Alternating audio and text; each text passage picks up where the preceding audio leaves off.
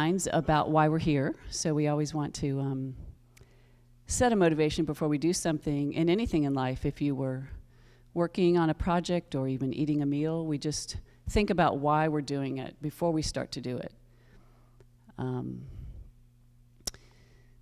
So you can just raise your own personal motivation for what got you out of bed, got you dressed, looking pretty sharp and coming here today, bringing your children. For whatever reason you're here. In the Mahayana tradition, we usually like to add a little juice to that. So we're here because most of us probably want to be happy. We want our minds to be better. We want to be kinder, more compassionate. So to add a little to that, we hope that because we do that, because we become more kind, more compassionate, then in turn we are more beneficial to people just because we've done it. So in fact, you've already started it. So by just sitting here right now, the world is already better. Before you leave, it's already changing in your own hearts and your own minds, because that's what it takes, change.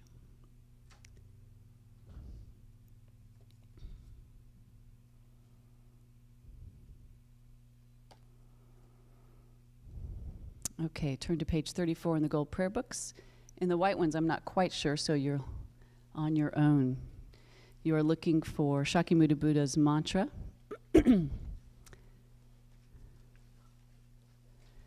We'll do that 3 times. Te ta om mune mune maha munaye soha. Te ta om mune mune maha munaye soha. Te ta om mune mune maha munaye soha. And underneath we'll do the Medicine Buddha stanza. Bhagavan, with equal compassion for all, whose name, when merely heard, dispels the suffering of the lower realms, dispeller of disease and 3 poisons, I prostrate to Medicine Buddha, lapis light. And 7 mantras. Te ta om beckon say, maha beckon say, raja samugate soha. Te ta om beckon say, maha beckon say, raja samugate soha. Te ta om beckon say, maha beckon say, raja samugate soha. Te ta om beckon say, maha beckon say, raja samugate soha. Te ta om beckon say, maha beckon say, raja samugate soha. Te ta om beckon say, maha beckon say, raja samugate soha. Te ta om beckon say, maha beckon say, raja samugate soha. For the 4 measurables this time, we're going to do 1 in English, but we're going to do it nice and slow per request of our leader today. So just taking it nice and slow, reading it in English together. May all sentient beings have happiness and the causes of happiness. And we'll pause here for a second.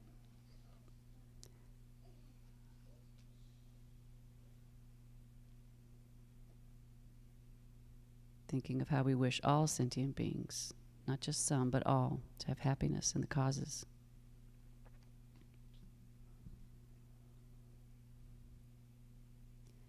In line 2, may all sentient beings be free from suffering and the causes of suffering.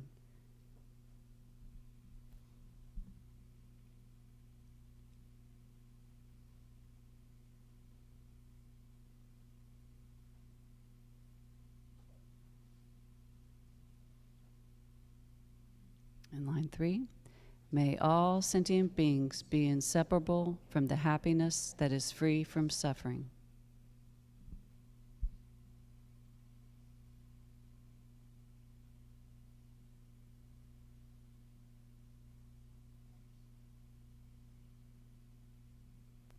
In line 4. May all sentient beings abide in equanimity, free from attachment for friends and hatred for enemies. Okay, page 37 at the bottom. We'll do 8 Chin raising mantras and 7 green tar mantras. Om Mani Padme Hum, Om Mani Padme Hum, Om Mani Padme Hum, Om Mani Padme Hum, Om Mani Padme Hum, Om Mani Padme Hum, Om Mani Padme Hum, Om Mani Padme Hum. Om Tare Tu Re So Ha, Om Tare Tu Re So Ha, Om Tare Tu Re So Ha, Om Tare Tu Re So Ha, Om Tare Tu Re So Ha, Om Tare Tu Re So Ha, Om Tare Tu Re So Ha. Thank you. Now the children may go to their classes.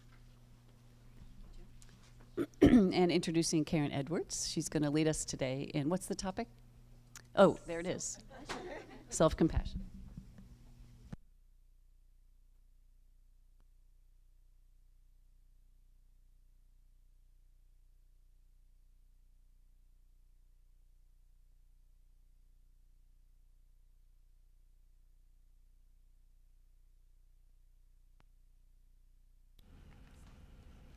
How's that? Can y'all hear me? Yes.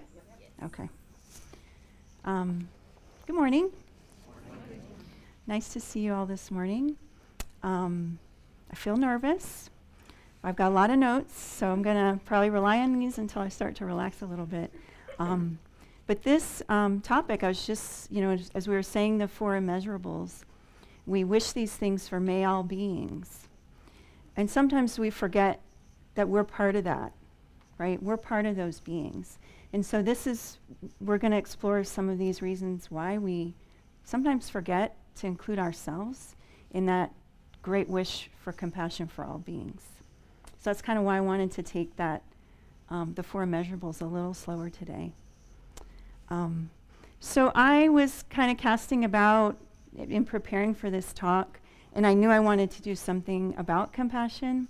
And I started reading this book from Thupten Jinpa, A Fearless Heart. And I didn't get very far because I got to chapter 2 and I found this concept of self-compassion. And it just was really a compelling idea for me. So this book recounts the process of developing this compassion cultivation training that's offered through Stanford. I think it was offered here. Did anybody take that? I think it was on a Sunday afternoon. Okay, so some of this is going to be related to the work that was done for that. And so he was writing, and Thupten Jinpa was a longtime English translator for His Holiness the Dalai Lama, and was a monk himself, and now is kind of an academic and does a lot of amazing things to help bring compassion and happiness to the world. So he was writing that when they were pilot testing this compassion curriculum, they had self-compassion at the very beginning. And people really stumbled with that. And it was kind of an obstacle to move forward with developing greater compassion. And I really identified with that idea. That, I have found that it's a lot easier to think about sort of sending compassion out, right? Family, for all these circles of larger and larger influence, and not always so easy to bring it home, right? To think about compassion for myself. So I really identified with that struggle, and I really wanted to understand this a little bit more, understand myself more, and I thought it was something valuable to bring to this community. So I present this as kind of spiritual friend to friend. Okay, this is going to be more of a a secular presentation of this idea because it's rooted more in Western psychology and contemporary psychology. But I find that it's really is Dharma inspired, and it connects really nicely with the teachings that we typically get here. And so we're going to, self-compassion can help us go after certain kinds of negative thoughts. And those are negative thoughts of like self-criticism and self-judgment and sort of how we regard ourselves.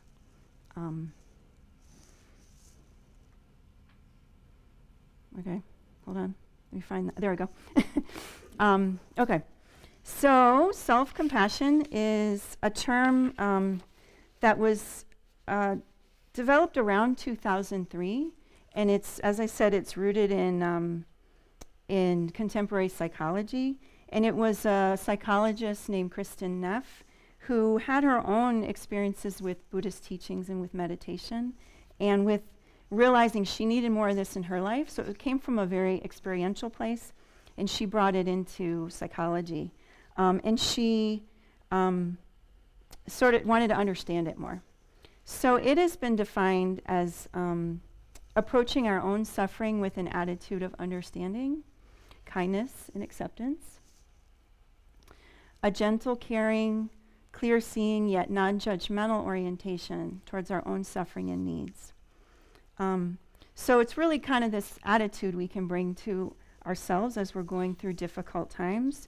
And that includes, challenging times on the spiritual journey, too. Bringing this attitude of just a kindness, turning towards kindness and bringing that to ourselves.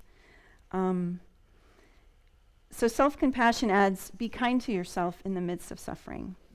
And I like this idea, this combining self-worth with humility, because those are kind of two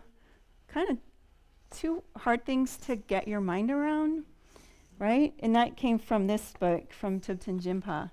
And that's just, to me, really provocative. Like, we have to sort of value ourselves enough that we're worthy of this journey. We have the potential for enlightenment, too. It's not just like all those other people out there get to be enlightened, and I'm the one that's defective, right? So this stuff hits pretty deep. And I thought that's another reason why let me just go for it and, be vulnerable, but also hopefully bring this to you, and it's compelling in some way. So really simply, self-compassion is like treating yourself as you would a good friend. Okay, I see some nodding, right? Okay, so here I found this picture from an event. So this is Barry and Andre at a fundraising event a few years ago. So we're going to just do a short, it's not really a meditation, it's kind of a thought exercise, contemplative practice. Okay, so you just get comfortable in your sitting, however that is for you. And if you want to close your eyes, that's fine, or keep whatever's comfortable, keep your eyes open. Okay, so you're going to imagine a friend, a good friend, is going through a difficult experience. They're really struggling. You can see they're going through something pretty painful. It might be like getting a poor performance evaluation at work, and they feel their job's in jeopardy. Or maybe a relationship is ending, and they feel like it was their fault.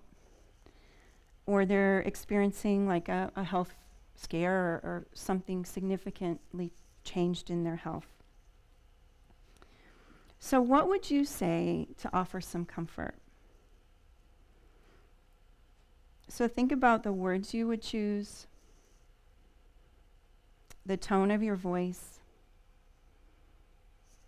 and the body language you might use to offer them some comfort at this time.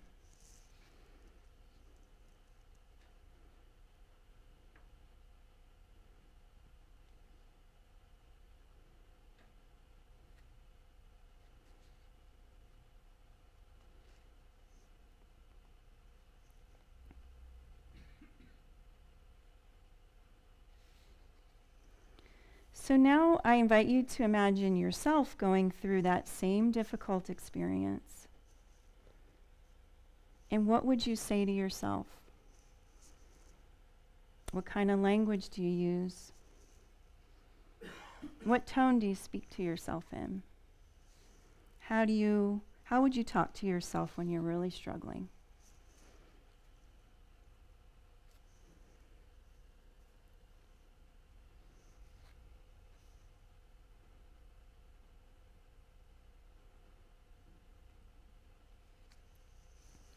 So you can go ahead and open your eyes.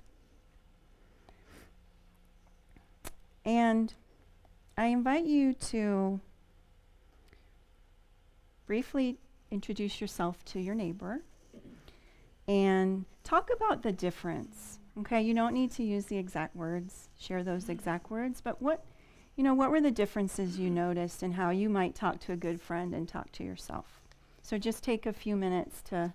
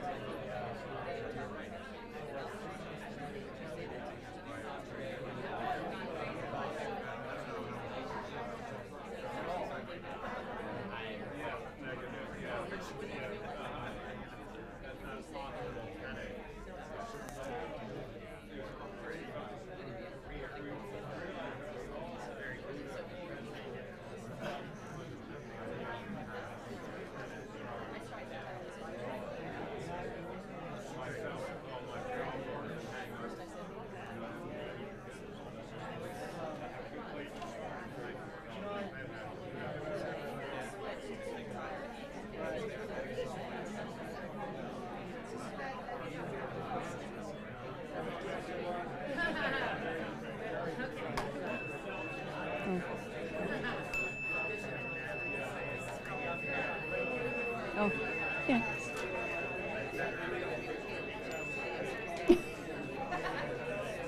I'll do it up here.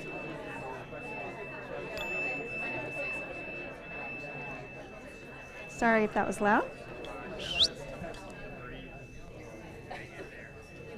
Oh, I know it. That looked really... Y'all, that looked pretty juicy. Excuse me.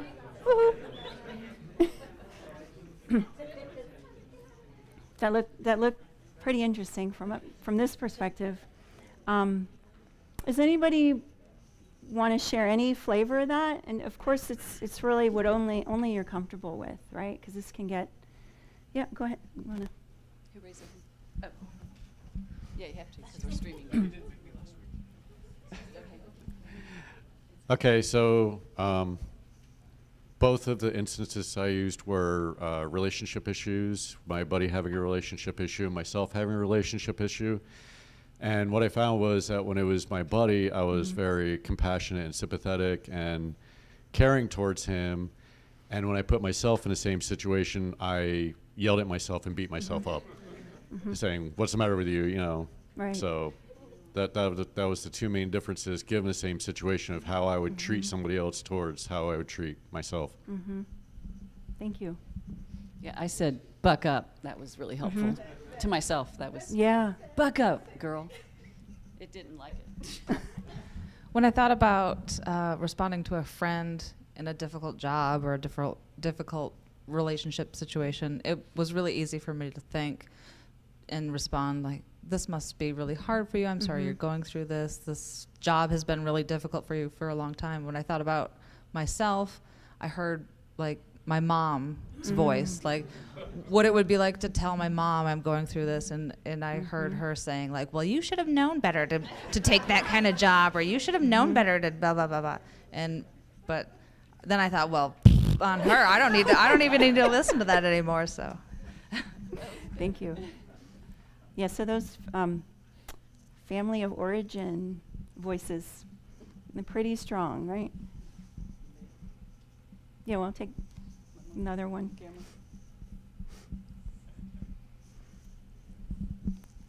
May I put a song? May I put a song? A song. Yeah? Okay, go for it. Okay.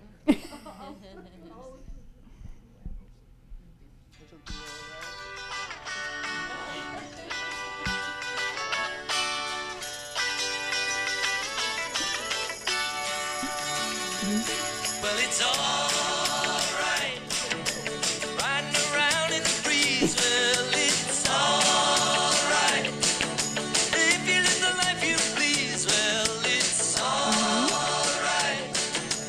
Doing the best you can. Well, it's all right. So this is what you. as long as Thank you you. lend a hand. Thank you for sharing that. You can So, for you, does that kind of like song comes into your head when you talk to yourself? Like, it's all right. It's gonna be okay. Nice. Thank you for sharing that. Many of us find though that we may be kinder and gentler, more understanding, like more patience. I think more patience to hear the whole story with a friend than maybe taking that time with ourselves to kind of go those deeper layers of what's going on, because we want to move quick to solve the problem, call the insurance company, go to the doctor, whatever it might be, right? So when we think about self-compassion, so when it was originally conceptualized by this theorist and psychologist Kristin Neff, people who rate highly in self-compassion demonstrate behaviors associated with these three things. Okay, so if you take away anything from today, I think thinking about these three concepts and applying them, this would be what I would hope you would take away. So she found that self-compassionate people had these three things. She developed a self-compassion scale, and it has, reliability and validity. It's like a science thing, okay? It's not a back of a magazine kind of scale, although we don't read magazines anymore. But and it's been used in over 1,000 published scientific studies, and used in many different cultures and contexts with different populations. So if you're interested in that self-compassion scale, it is available online, and I did take it, and I did find it was really helpful. It showed me some interesting things, so that's available to you. So self-kindness is the tendency to be caring and understanding of oneself rather than being harshly critical or judgmental. Right, so we've already thought a little bit about that, of how we talk to ourselves, like I'm not good enough, not having patience for ourselves, I screwed up again, I need to be perfect. I read it was in Harvard Business Review, this idea of self-compassion, like just this month. And this kind of self-judgment was described as spirals of defensiveness or self-flagellation, right? And these are things we do to ourselves. And what I found, like it was really kind of hyper-activated for me, this sort of self-critical self-judgment, has been coming up because I'm in graduate school the last few years. And it was like very hard to get in, very competitive, very high standards for academic performance. And I was just constantly felt I was needing to measure up to a certain standard. And so I felt a lot that I had a lot of this activation of this negative internal voice. I even found some writing, I do some journaling and on my laptop, lots of stuff on this laptop, about my lack of confidence about even, being qualified to get into this program. And things I would never say to another person, I was writing them in a journal. So this, this particular one is something really need to work on. And just this process helped me improve in this. Learning about it helped me improve in it. I also, I'm an occupational therapy student, so I've been working, done about 6 months of clinical field work, working with people who have significant health issues and changes in their function, like losing skills to be able to take care of themselves, like using the bathroom and getting dressed.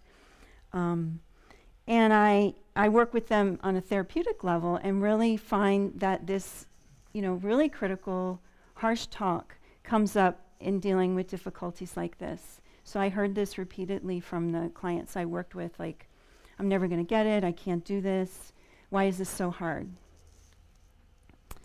So self-kindness would be treating yourself with care and understanding, actively soothing and comforting yourself. Okay, so the next concept is common humanity. And this refers to recognizing that all humans are imperfect, fail, make mistakes. Right? This is something that we hear from Geshe-la a lot. Right? Life has complications. He says this to us a lot. And that this is samsara, sort of what do we expect? But being able to frame all difficulties and painful experiences in light of our shared human experience. So when we're having that painful moment of self-doubt, being able to not go so inward that we lose a sense of how other people are experiencing similar difficulties, the same difficulties. And even if we perceive that it looks like their life has no problems, that's just, a perception from our side, right? We don't know what's going on for them. So I was thinking about this, and so the countering, the common humanity counters this sense of isolation. And I was thinking about one of the people I worked with this summer, and I was working at, it's like a health clinic and a day program for adults who were eligible for nursing home level care, like had a lot of needs, but were trying to remain in the community. So we would give them like lots of support in the home and in the day program. So clients would come, the transportation's provided, and they'd come and have this experience, social experience together during the day.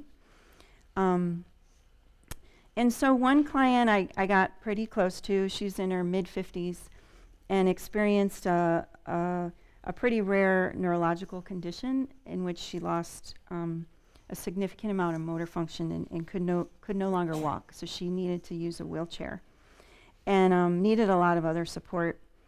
And she was somebody who was like compassion itself. Like she helped kids, and she just was this person who was so engaged in life. And then all that just stopped when she became ill. And I think it was painful in that it was, she was in her 50s, and this is not happening to other people around her. So she felt extremely isolated and spent a lot of time alone. So when she came to our center, she looked around and saw a lot of people using wheelchairs and walkers, people of her age with significant health challenges. And she said to me, there's other people like me. And it was this breakthrough for her own healing that I'm not alone in this. Other people are dealing with this, same kinds of challenges. And I really saw that, that healing power in the being recognized and recognizing others. And I sort of thought that this concept is humanity is your support group, right? we know the power of being with others who are sharing similar difficulties. And just imagining, wow, that's 7.5 billion people on Earth, right? That's our common humanity. And then the last idea is mindfulness versus over-identification. And so we also look a lot at mindfulness here. The clear seeing and non-judgmental acceptance of what's occurring in the present moment. So seeing things as they are and not adding another storyline to that. And mindfulness is it's kind of a meta-awareness. So you're not just feeling like an angry, like a negative emotion, but you're able to observe yourself, so you sort of step back and you're able to observe yourself experiencing that emotion. So having that quality, which is something we work on a lot here, right? Sorry, very distracted.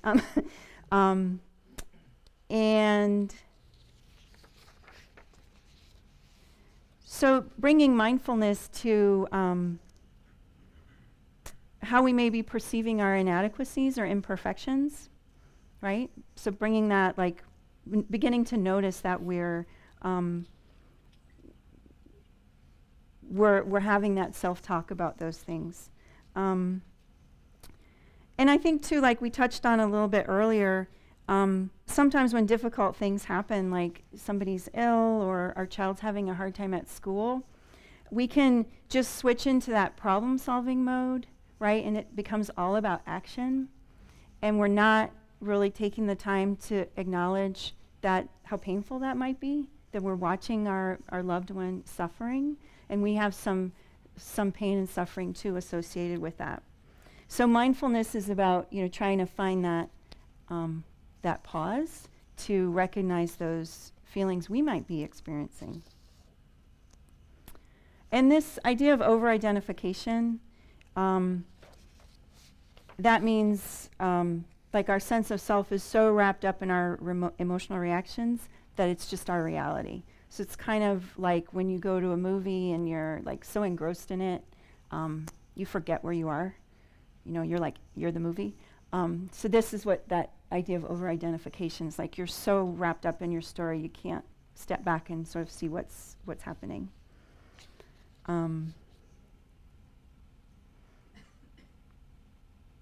Okay. So this is another time we can kind of share with each other, if you're comfortable. So my question to you is, what are some messages in our culture, in our families, in the workplace that might contribute to these habits of being really hard on ourselves, not acknowledging our own pain and suffering, and feeling isolated from each other? So this is more of a, yeah, the whole group, I think.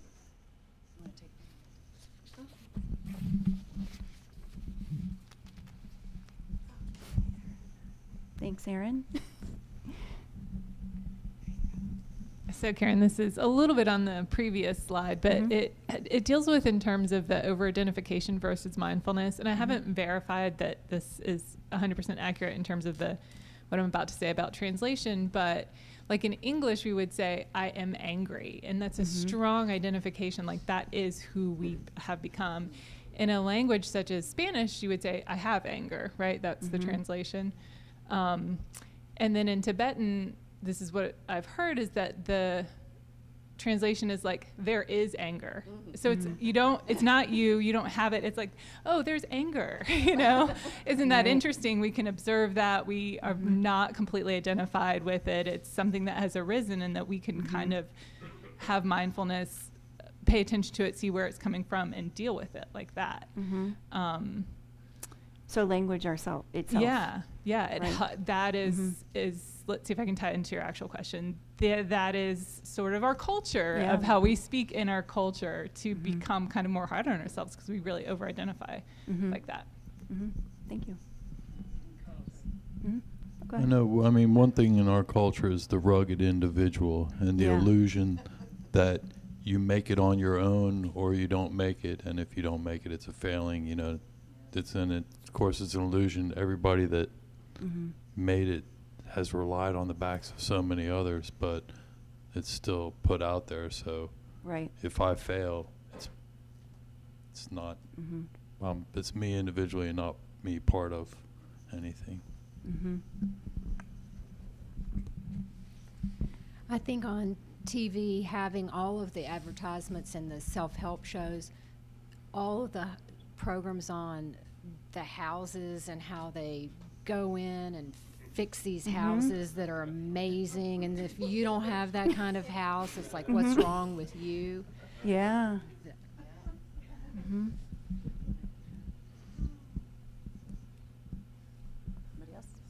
So that, like, evaluating ourselves against this some sort of standard that's impossible.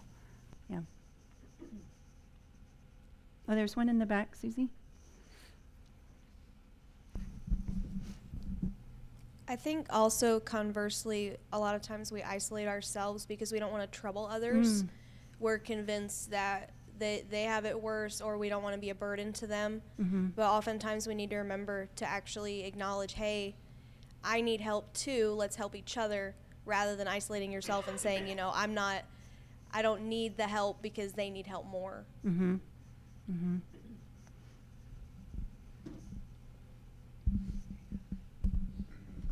My dad always used to say, when we were driving, slowing down's a sign of weakness, you know. And I kind of translate that into asking for help is a sign of weakness. Some personal failure that you have to ask someone else to get by. Yeah. Yeah, self-compassion is often, originally the first look at it is like it's a weakness, right? Raise your hand. Thank you. Sorry. That was exactly what I was going to say. So. Oh, okay. I was just going to mention at work, I was given this office like on the second floor of the building, but there's like no one else. It's like the nicest office, but it has windows, but there's like no one else around. And I'm just like, I know you're giving me this office, but I'd rather work downstairs in the middle of everybody, even if it's not as nice or as a cubicle. But there's this thought but it's the nicest office, but at the same time you're isolated, and to me that'd be worse than, you know, having the nice office, than not having a nice office. Right. So that's valued, right? The space is valued when it's not maybe what you need or want. Yeah. I'm going to follow Guillermo on the whole song thing. Oh, yeah. I'm not going to play it. I just tell you about it. There's this song called The Best That I Can. And it's basically, I play it when I'm waking up and going, okay, how am I going to do this day? And I'm just doing the best I can. And I think we all are. And I think when you isolate, or particularly myself as well, you forget that, you know, that's all we're really doing. We're just all doing the best we can. And it's a very lovely thing to find safe people that you can just kind of go home, and you don't get that messaging again about, well, you're not sucking it up or buck up or, you know, you can just be yourself and exhale. And then that lightens the load for all of us, doesn't it? At least for myself. So I appreciate this topic. Thank you.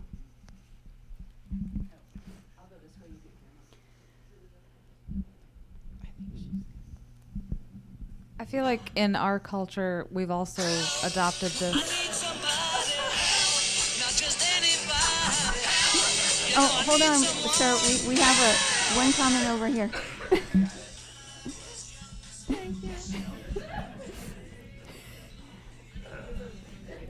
It seems like Oh, we got it. Okay. in our culture, if you're going to ask for something because you may be perceived as weak, it's only okay to ask for help when maybe you just need comfort or company and feeling isolated from each other. If you have to ask for something, it's only okay to ask for help when you really, really need it. Right. Don't ask for just company or comfort. Yeah, that's a good point of this sort of gradation of it. Yeah. Well, thank you. I think about, you know, we're competitive. It's a competitive society, right? Very individualistic. And we have families living apart, right? Where kids and parents have had to split up for work reasons or other pursuits. So we have less cohesive family units. There's I think a lot of contributing factors for why we can feel isolated and focus so much on our individual achievement, right? So self-compassion is kind of a counter to that. And so just to be clear, and you guys have already brought up a lot of this, but self-compassion is not about self-pity, like extreme self-absorption. self-gratification or self-indulgence. Like, I'm compassionate to myself by overdoing it on treating myself with a favorite whatever, fill in the blank. Nor is it beating ourselves up if we do that thing, right? The binge watching or eating or whatever it is that we might be doing to address some of our emotional pain. And it's a little different concept than self-esteem. So self-esteem is self-regard based on a self-evaluation in relative to other people's position. And so self-compassion is considered kind of a more stable trait if you have it, whereas self-esteem can be more context or situation dependent. It works for you sometimes, but not in every situation. And self-compassion is also not about letting go of responsibility or consequences of action. It actually enables stronger motivation to reach your goals and more commitment to goals even when there's failure. So that's kind of what the research is showing, but it makes sense too. So this slide, I know this is all the stuff from the research. So why is it a compelling concept for health and well-being? So it's strongly linked with mental health. So people who have higher self-compassion have lower rates of depression, anxiety, and stress, and greater happiness, optimism, and life satisfaction. And this is very consistently shown in the research, and that's pretty compelling, right? If we want to reduce those things in ourselves and in society, depression, anxiety, and stress, this is something that we could really work with, I think, on a much larger scale. It's a strong predictor of motivation.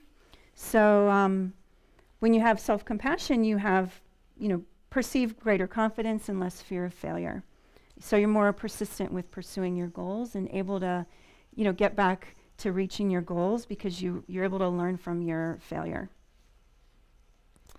And it's linked to health-promoting behaviors like sticking with an exercise program, eating well, recovering from eating disorders, and having a moderate alcohol use. So it's pretty powerful stuff if you're in public health, I would think. And finally, it's seen as a powerful source of coping and resilience in the face of life stressors, which is kind of what we've been talking about.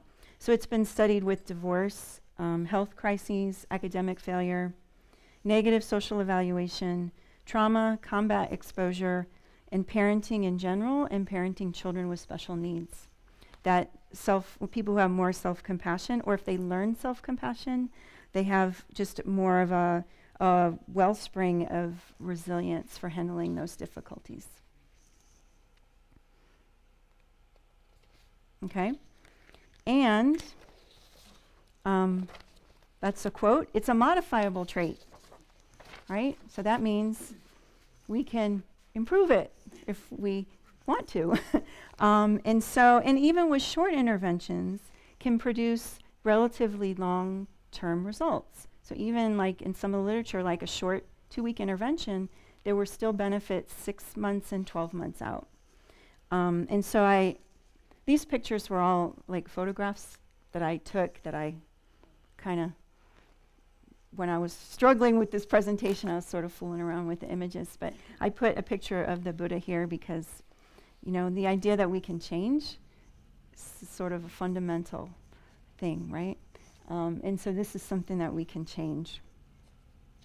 And I've been working on this, reading this maybe 6 or 8 weeks, and it's just started like changing, right? So I'm writing my master's thesis, and I think in the past I was really like, crack the whip, like really hard on myself with trying to produce. I got to write 1 page a day. I got to have 5 pages by the end of the week. Really, really hard, a very critical tone, because I thought that was what I needed to produce the work. And so while learning about this, I'm like, what if I just stop that? Like, maybe I don't actually need that really harsh, critical tone to produce, what I need to produce for my program. And so I just stopped it. And it was amazing. And I still produce the the writing that I needed to get done, and just sort of gave myself that like kindness and that encouragement along the way. So I felt this was really a powerful tool.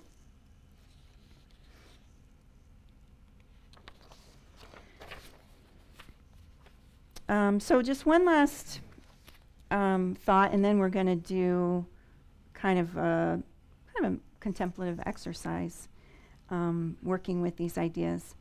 I really wanted to kind of get clear in my mind, is self-compassion kind of reifying the self? You know, how does this fit in with other teachings we get about the self, how the self exists? And I have that picture of sort of threading the needle, because I feel like we have to be really, you know, when we're learning Dharma terms and concepts and working with them, we got to be really clear about what we're talking about. Like Venerable Rabina is one teacher we have that is always really encouraging us to be clear about what concepts we're working with. And I think how I sort of settled with it is, and I like this quote, and this is not a Dharma quote, it's from a secular source, but self-compassion is sort of a paradox, as it's not really about focusing on the self, but about considering oneself as one of the sentient beings among all others, towards which it is worthy to dedicate one's own energy to the avoidance of suffering and promotion of happiness.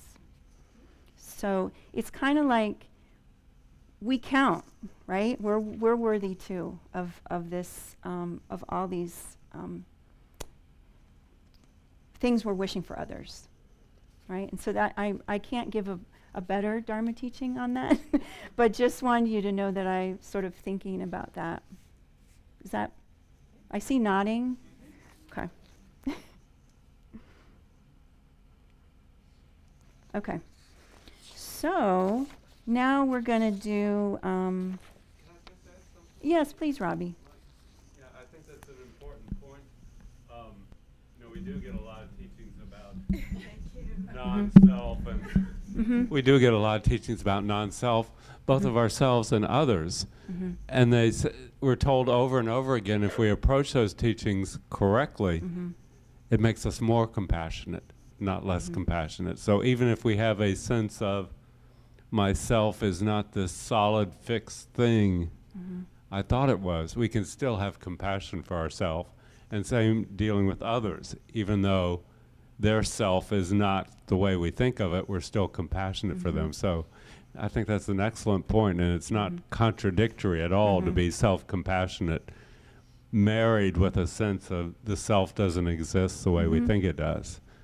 I mean, like I said, they always say, the more we understand it, the more compassionate we become. And if we find ourselves becoming less compassionate, maybe we're a little bit off the path or something.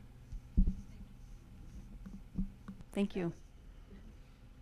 Thank you, Robbie.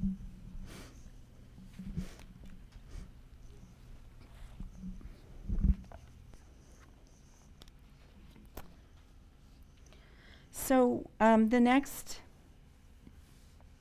thing we'll look at is it's kind of a meditation, kind of a contemplative practice, and it's going to combine these three ideas, the three sort of concepts that are part of self-compassion, and it's something that you, I hope, could take with you. So I wanted to be able to give you some tools as part of this talk.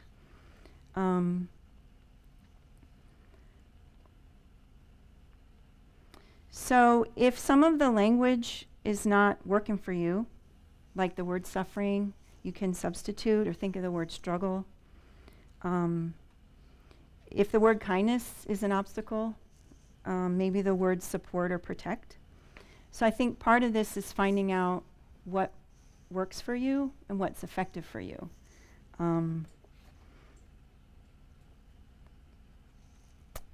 So I think if you get in go ahead and find a comfortable position for sitting, and just take a few moments to adjust your posture and take a few breaths.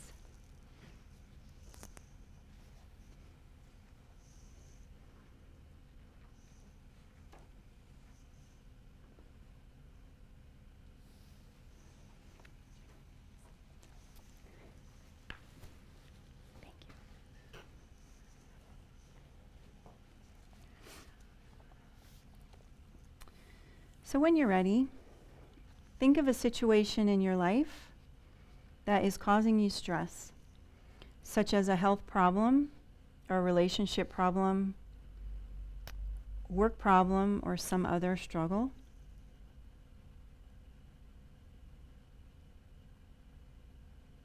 So choose a problem in the mild to moderate range, not a big problem, as we want to build the resource of self-compassion gradually.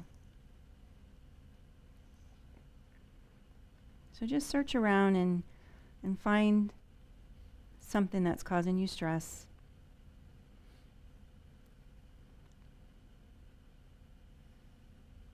And visualize the situation clearly in your mind's eye. What is the setting? Who is saying what to whom? What's happening? What might happen?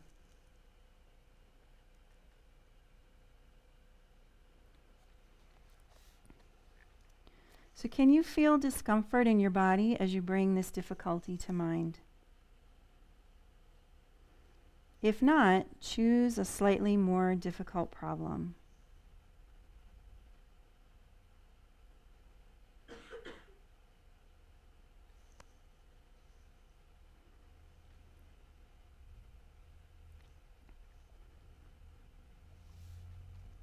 So now try saying to yourself, this is a moment of suffering.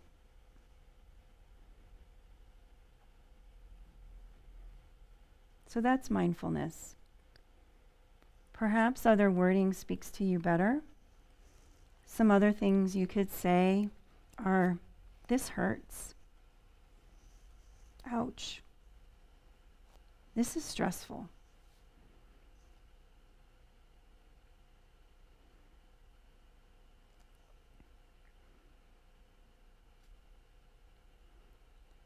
Now try saying to yourself, suffering is a part of life.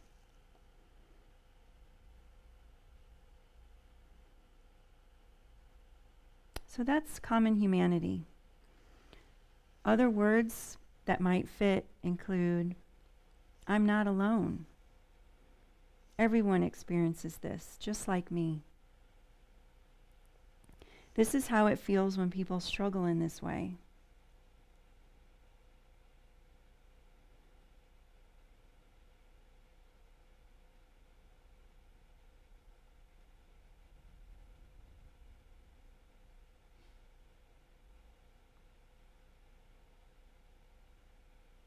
And now, try saying to yourself, may I be kind to myself, or may I give myself what I need?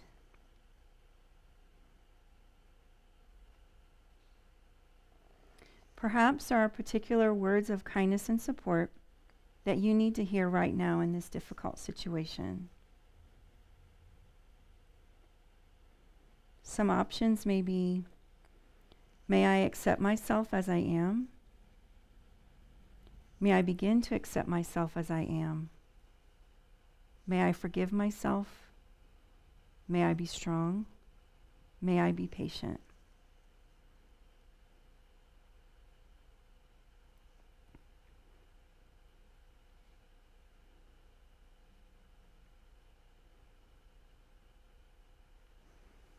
If you're having difficulty finding the right words, imagine that a dear friend or loved one is having the same problem as you. What would you say to this person? What simple message would you like to deliver to your friend heart to heart? Now see if you can offer the same message to yourself.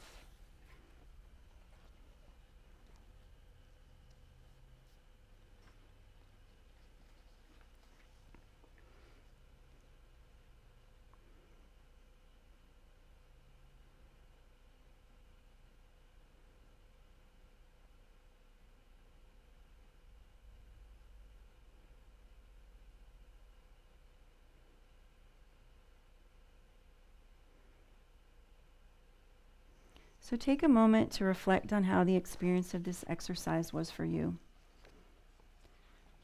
Did you notice anything after you evoked mindfulness with the first phrase? This is a moment of suffering.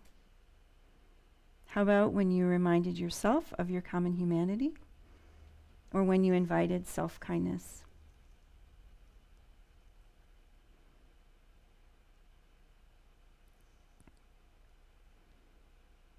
Sometimes it takes a bit of time to find language that works for you personally and feels authentic.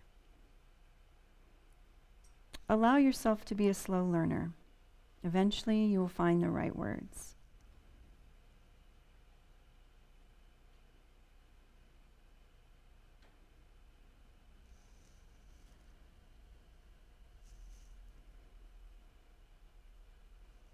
So you can go ahead and open your eyes.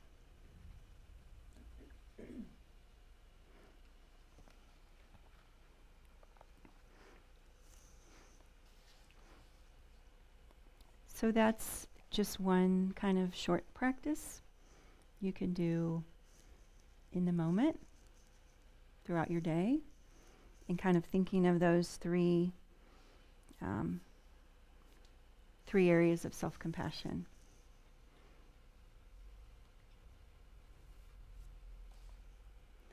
And so just reviewing that,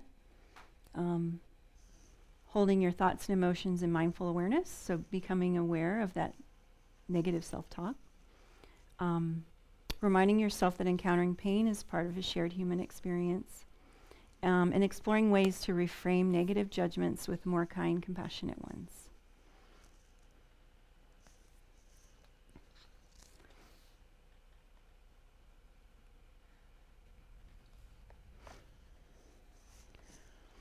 So if you're up for it, we still have a little time. There was one other practice that I wanted to add. It's kind of another way to work with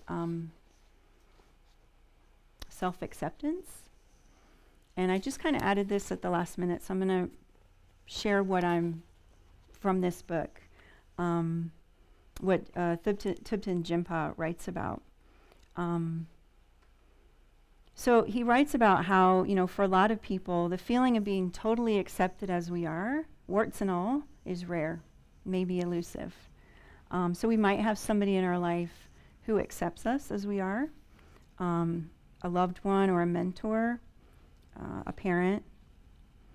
But we can also find this sense of unconditional acceptance from our spiritual tradition.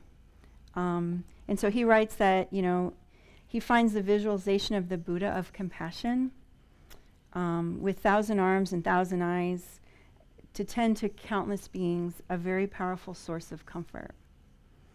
And he writes, the only criterion I need to satisfy to be worthy of his care, concern, and compassion is that I am a sentient creature, nothing more. In fact, in Buddhism, one epithet for the Buddha means a loving friend even to a stranger, because his compassion is not contingent on any prior history of personal relationship, right? The simple fact of being is enough. So that is definitely available in our spiritual tradition. And so there was a psychiatrist who developed, kind of elaborating on this, a practice of developing a compassionate image. And so I wanted to share that with you because I think it's something that has been useful for me to have the idea of this compassionate image. For me, it's the deity Tara. And for some of you, it may be other manifestations of the Buddha or other people in your life. So the core of this is finding an image to which you can attribute qualities such as love, compassion, wisdom, trustworthiness, and so on.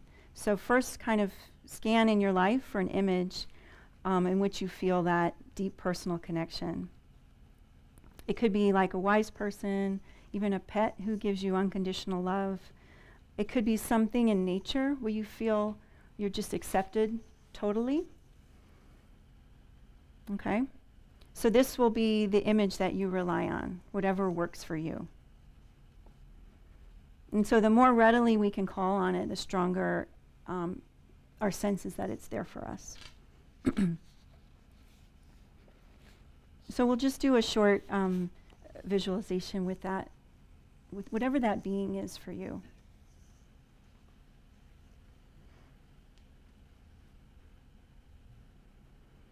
So we'll take a few deep breaths.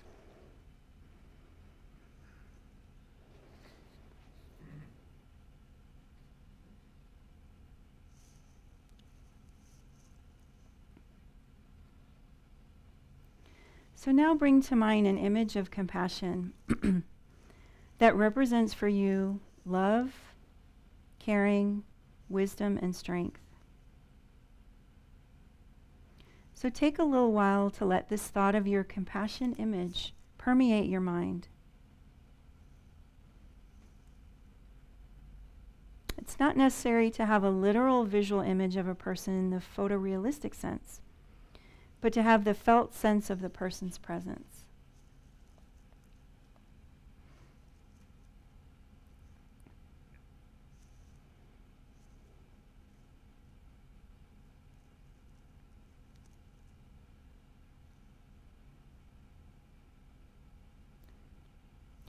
Now imagine that in the presence of this image, you feel completely yourself.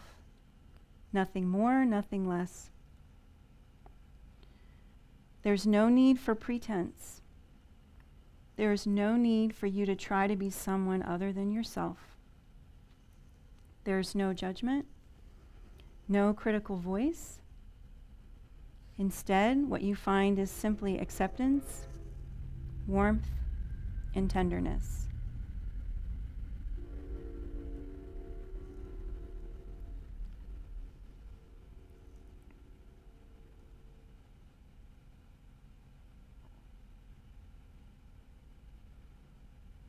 So dwell on this feeling of receiving unconditional acceptance. What does it feel like? Do you feel the slowing of your heart? A release of tension somewhere in your body? A sense of letting go?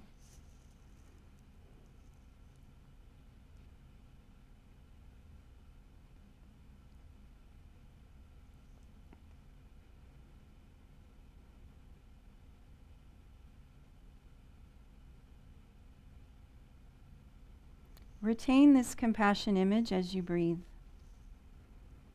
Then as you breathe in, visualize warm light rays emerging from your compassion image that touch all parts of your body. As these light rays touch you, imagine that they soothe you, ease your suffering, and give you strength and wisdom.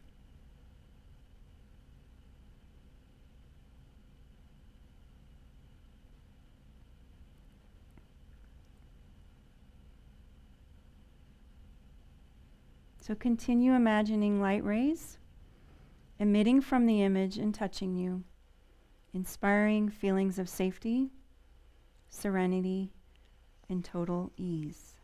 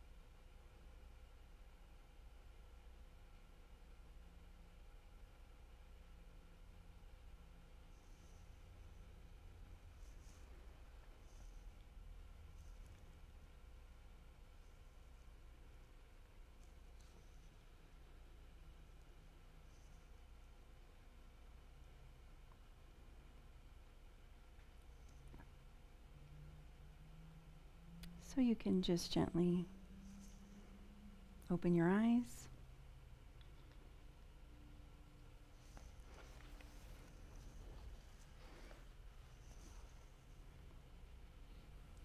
So hopefully you found something in that as a touch point when you're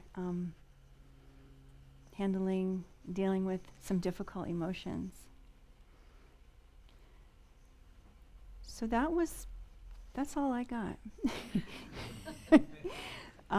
These were the sources I used.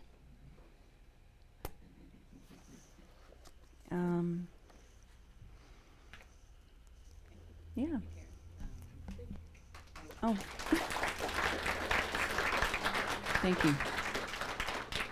I found that to be really helpful. I hope everyone enjoyed that. There's some good takeaways from that. Thank you. Thank you. Thank you very much for your effort. That's a lot of effort.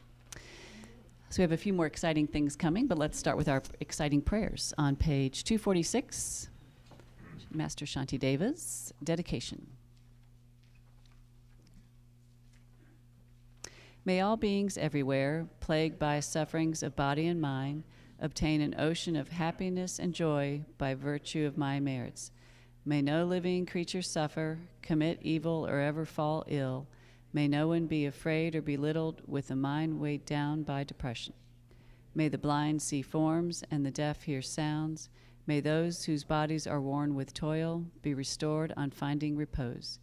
May the naked find clothing, the hungry find food. May the thirsty find water and delicious drinks. May the poor find wealth, those weak with sorrow find joy. May the forlorn find hope, constant happiness, and prosperity. May there be timely rains and bountiful harvests. May all medicines be effective and wholesome prayers bear fruit. May all who are sick and ill quickly be freed from their ailments. Whatever diseases there are in the world, may they never occur again. May the frightened cease to be afraid, and those bound be freed. May the powerless find power, and may people think of benefiting each other. For as long as space remains, for as long as sentient beings remain, until then may I too remain to dispel the miseries of the world. And turn one page prior. Some long life prayers for His Holiness the Dalai Lama on the left and top. In the land encircled by snow mountains, you are the source of all happiness and good.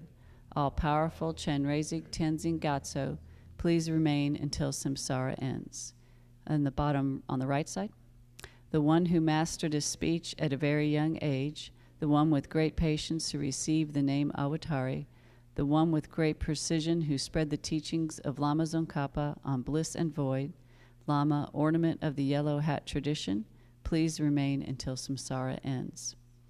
And then over on the left again, for Lama Zopa Rinpoche, you who uphold the subduer's moral way, who serve as the bountiful bearer of all, sustaining, preserving, and spreading Majjuna's victorious doctrine, who masterfully accomplish magnificent prayers honoring the three jewels, Savior of myself and others, your disciples, please, please live long. And 7 green tar mantras for Geshe Gelik and Geshe Sangpo's long and happy, healthy life. Om Tare Tu Re So Ha. Om Tare Tu Re So Ha. Om Tare Tu Re So Ha. Om Tare Tu Re So Ha. Om Tare Tu Re So Ha. Om Tare Tu Re So Ha. Om Tare Tu Re So Ha. Thank you. Okay, we're going to start with Denise. A couple announcements. Hey everyone, I want to invite you to come next Sunday in the afternoon from 1:30 to 3:30. We're having our second in a series of workshops. If you want to find out more about either the rhythm of virtue, about keeping positive thoughts in mind throughout the day, or if you want to bring someone who is interested in, it's going to be appropriate for people of all faiths, no faith. Also, if you want to hear more about the 16 guidelines, we'll be talking about that. And the point of this particular one is you're going to choose one particular virtue, and you can either do it by saying, I really want to think a little bit more about respect or forgiveness, or you can randomly pick one. some people who have done that in the past said, the random virtue I chose was not the one I expected, but was exactly what I needed and really helped my mind. So you can toss it out there and see what you get. And we'll work through you'll work with one virtue during the workshop in 4 different ways. So maybe with movement, looking at verse. I might even bring in some art supplies. So give you a chance to explore that idea several different ways. That's happening 1:30 next Sunday. Okay. Would you grab that for me? Turn it off. Okay, a couple more things. We have supposed to be a new member orientation today, but I think due to so many volunteers being gone, we're just going to have to postpone that. And I'm not sure about next Sunday. Things are a little flux, so I'm sorry if that's inconvenience for anyone. We'll pick that up soon. So now, are we ready for the grand drawing for the Ocracoke flight trip? There's not many people in here. This was based on increasing your giving. Thank you. We have a certain person who's going to pick the winner. So this is for a flight to Ocracoke with David and Elise Strevel. He's a pilot. Touring around, looking at things, going to the lighthouse, going to the docks, shopping. And there's a $200 gift card that goes with it for eating. And we've realized there'll probably be some leftovers. So I was just thinking you can use it for shopping. So while you're there, then you'll probably be able to buy some take-home gifts too. So for all of those, we want to make sure that we are not forgetting that we are acknowledging that you have increased your giving. So we thank you very much for doing that. There'll be more opportunities coming up. Someone's going to present another challenge after this. So we're going to invite the lovely Susan Potter to come up and pick a winner. Since Geshla's not here, next stop is Susan. We need some drum rolls. They're really good at that last year. There we go. I hope they're here because it's exciting when they're here. She is here. Rosemary Evans Storms. Yay! That's so great. That's so great. I'm really happy for you. She emailed me on Friday like a few of you did and said, don't forget to put my name in. I'm not sure what I'm going to increase yet, but I am increasing. So, but I don't know yet. I'm so happy for you, really. I am really happy for you. It's exciting. This is exciting. Okay, so now we have Susan Potter. She brought her up here for a reason. She's going to give you a lovely talk on whatever it is she's bringing you. Well, I hope it's lovely. This is a stressful event for me. Yes, standing in front of everybody. But I'm trying to have self-compassion. So thank you very much for a great teaching. Thank you, Karen. Thank you. This is a reflection on generosity and the Kadampa Center and a little bit of history, and I tried to make this appropriate for people who haven't been here for a long time and are learning and new to the center, as well as people who have been here for quite a while. Buddhism in the U.S. is relatively new and still evolving. We are, even now, still early adopters of this new, or at least new to us, philosophy. How Buddhism in the West evolves will be interesting.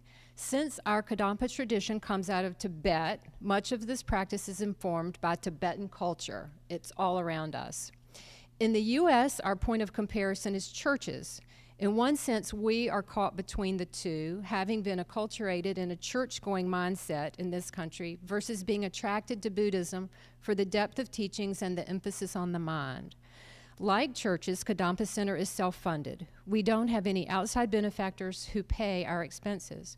Our program consists of Sunday morning teachings like right now, the children's program also going on now, the 2-year Discovering Buddhism course, our introductory courses Meditation 101 and Buddhism in a Nutshell, the Wednesday night Lam Ram class, visiting teachers, and a social program.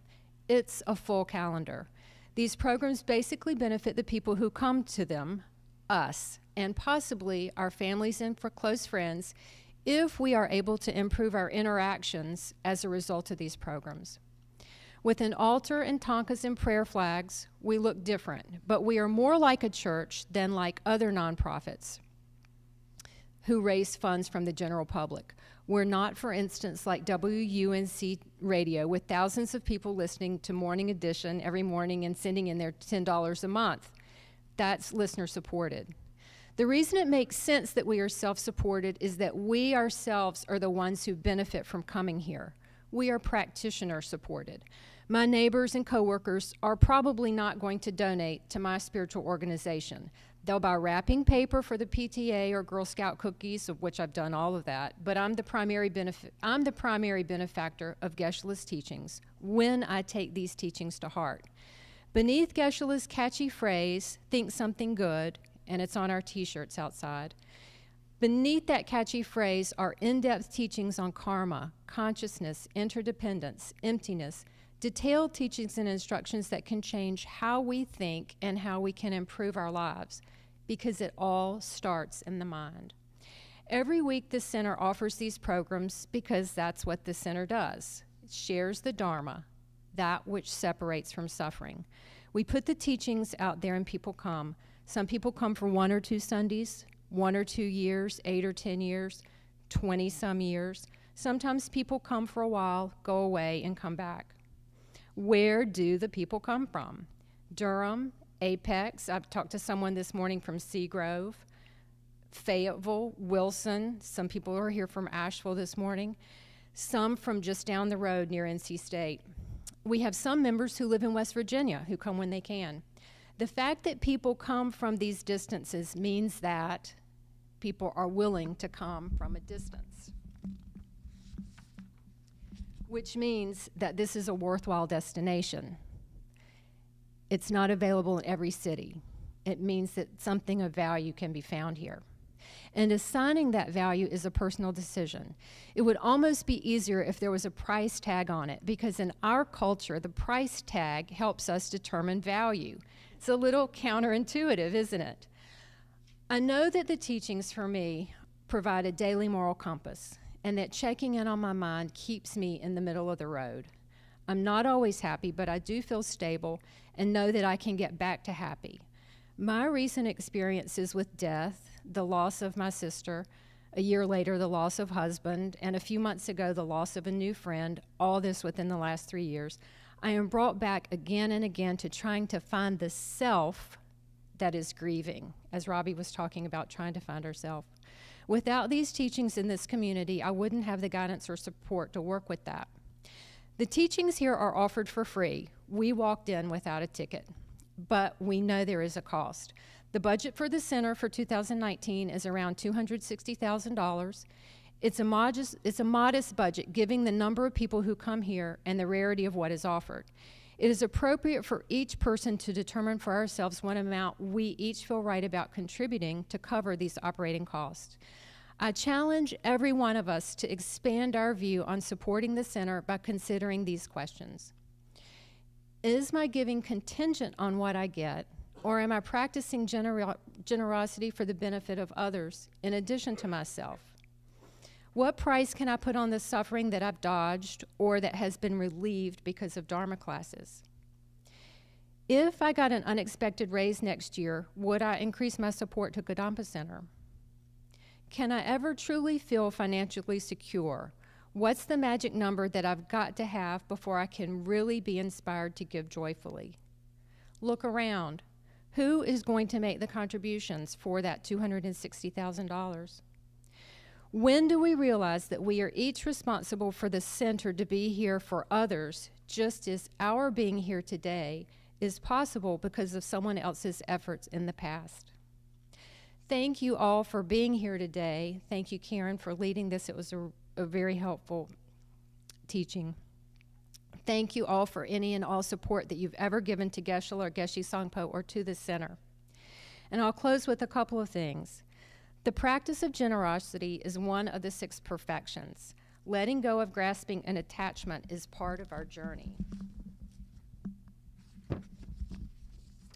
And importantly, in our attempt to show what the financial needs of the center are, and then align that with asking for funds, if any of these attempts are clumsy or unskillful, please accept our apologies. It's a struggle and a big responsibility to know how to say things that inform and inspire without offending. Those of us who are helping to raise the operating budget, our intentions are only for people to come here, to benefit from the teachings, and for us to ensure that the center is here for people to be able to continue to come in the future. It's a privilege to know, for me to know and be part of this community. Especially to the newer members, I encourage you to deepen your relationship with the Dharma through study and meditation. participating in classes, and to all of us, I encourage opening our hearts to thinking about practicing generosity towards the Dharma. Lama Yeshe's saying, karma takes care, applies to this. So, thank you. Whew. Well, that was beautiful. Thank you, Susan. That was beautiful. We're all emotional today. So we have one more thing to offer to you. Susie, would you help with anybody who's not received? This packet is about how to give. And so we just do this once a year, try to make it as quick as we can and painless as we can. But, you know, we do need the funds. So this explains. So if you haven't received it in the mail, just raise your hand and she'll give you one. So Mr. Watkins, Dr. Watkins, he's going to make another. If he can get up, he's going to make. Just have compassion for yourself, Robbie. Thank you, Susan, and thank you, Karen. That was wonderful. We really appreciate the teaching this morning. I'm Robbie Watkins. I'm standing up here today as a member of the Board of Directors. People may not realize we do have a Board of Directors that works extremely hard and long hours, all volunteers. There are 10 members, and they have all already pledged to match or increase their pledges from last year to support the center. And in addition to that, above and beyond their regular pledges, they have announced an exciting new challenge of $2,000. And this is a matching pledge for new sustainers. And we hope to get 20 new sustainers to match the $2,000. Well, it's not matching, it's just 20 new people, and they will give 20 new people who will give to match the $2,000. Yeah, let me read my script from Jill here. Yes. And by the end of the appeal, and they will be, that can either be a one-time donation or a monthly pledge, and you will be entered into a drawing for an erotic massage. A free massage.